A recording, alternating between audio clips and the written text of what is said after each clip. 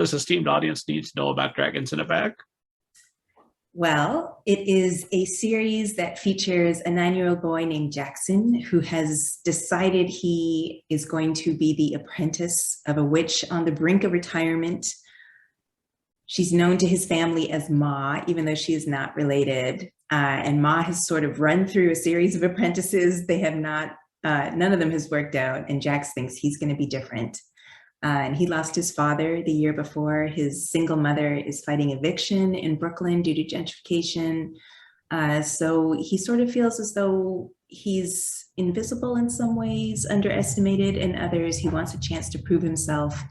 And so he becomes Ma's apprentice. She has to take 3 baby dragons to the realm of magic. But of course, by the end of book 1, only 2 of the dragons make it there because there's a dragon thief, which is the title of the second book.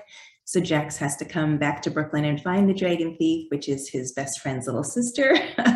And ultimately, the missing dragon is returned. But there's a question around whether the magical creatures that have up until now lived in the human world are safe.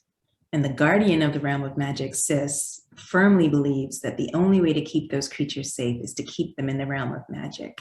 So she's for a closed border policy, and Jackson really thinks that maybe we should have an integrated world where magical creatures can come and go, and humans just have to learn how to respect and protect those creatures.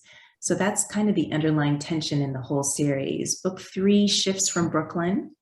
The first 2 books were set there. I lived in Brooklyn for 20 years. Now I live in Chicago, so I brought the series with me, and they're attending the annual witch convention.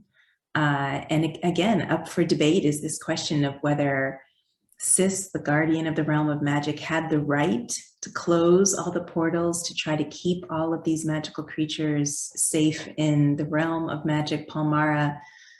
Jackson decides to be the ambassador and to encourage Sis to open the gates. But when she does that, that opens a possibility for betrayal because her twin brother, who has been banished for 1,000 years, wants revenge. And so he's waiting for her to make a mistake, and opening the portals ultimately does put all of those creatures at risk. So book 4 is the Enchanted Bridge. It takes place entirely in Palmyra. And then book 5 is the War of the Witches.